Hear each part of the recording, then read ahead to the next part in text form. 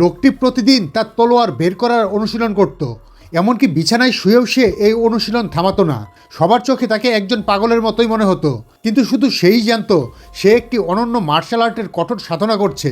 যেদিন সে 1,00,000 বার তলোয়ার বের করতে সফল হবে, সেদিনই সে তলোয়ার বিদ্যার চূড়ান্ত পর্যায়ে পৌঁছে যাবে। এমনকি তার সবচেয়ে কাছের সিনিয়র দিদিও ভেবেছিল সে পুরোপুরি পাগল হয়ে গেছে। কিন্তু লোকটির কারোর কথায় কোনো ভ্রুক্ষেপ ছিল না। 1 মাসের টানা কঠোর পরিশ্রমের পর সে 90,000 বার তলোয়ার বের করতে সক্ষম হয়েছিল। ঠিক সেই সময় একদিন সম্প্রদায়ে একটি মার্শাল আর্ট প্রতিযোগিতার আয়োজন করা হলো। নাম খ্যাতি অর্জনের জন্য বিভিন্ন সম্প্রদায়ের যোদ্ধারা সেখানে জড়ো হয়েছিল।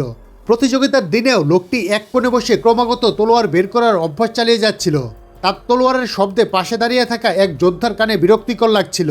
কিন্তু যখনই সে দেখল তলোয়ার বের করা লোকটি কে, তখন তার রাগ হাসিতে পরিণত হলো। আসলে মার্শাল আর্ট দুনিয়ায় সেই লোকটি এক অপদার্থ এবং ব্যর্থ ব্যক্তি হিসেবে পরিচিত ছিল। কিছুক্ষণ পরেই প্রতিযোগিতা শুরু হলো। একজন অহংকারী যোদ্ধা সবার আগে মঞ্চে উঠে সবাইকে চ্যালেঞ্জ জানালো। সে দাবি করলো যে সে সবাইকে হারিয়ে দেবে। সম্প্রদায়ের একজন জুনিয়র তাকে চ্যালেঞ্জ জানাতে মঞ্চে উঠল, কিন্তু মুহূর্তের মধ্যেই হেরে গেল। এতে অহংকারী যোদ্ধার অহংকার আরও বেড়ে গেল এবং সে পুরো সম্প্রদায়কে অপদার্থ বলে ঘোষণা করল। তার কথা শুনে সিনিয়র দিদি খুব রেগে গেলেন এবং সম্প্রদায়ের সম্মান বাঁচাতে মঞ্চে উঠলেন। কিন্তু সবার অবাক হওয়ার বিষয় ছিল যে মাত্র 1 মিনিটের মধ্যেই সিনিয়র দিদি প্রতিপক্ষের প্রচণ্ড শক্তির কাছে হেরে গেলেন।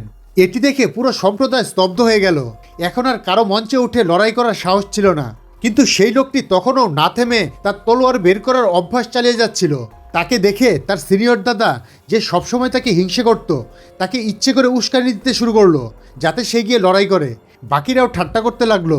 তারা বলতে লাগলো যে সে নাকি ভয়ে থরথর করে কাঁপছে। বাধ্য হয়ে লোকটি তার তলোয়ার তুলে মঞ্চের দিকে এগিয়ে গেল। অহংকারী যোদ্ধা যখন দেখল যে তার পরবর্তী প্রতিপক্ষ সেই অপদার্থ লোকটি, তখন সে ঘৃণার সাথে তার দিকে তাকালো এবং চিৎকার করে বলল, হাঁটু গেড়ে বসে পড়ো এবং হার স্বীকার করো। কিন্তু লোকটি কোনো জবাব দিল না। সে তার তলোয়ার আরও শক্ত করে ধরল। যখন সবাই ভাবলো যে এবার সে আক্রমণ করবে, ঠিক তখনই সে তার তলোয়ার আবার খাপের ভেতর ঢুকিয়ে রাখলো। সবাই হতাশ হলো, কিন্তু কেবল সেই জানতো যে সে তখনও তার লক্ষ্য থেকে মাত্র 50 বার পিছিয়ে আছে। প্রতিপক্ষের মনে হলো যে সে ইচ্ছে করে তাকে অপমান করছে।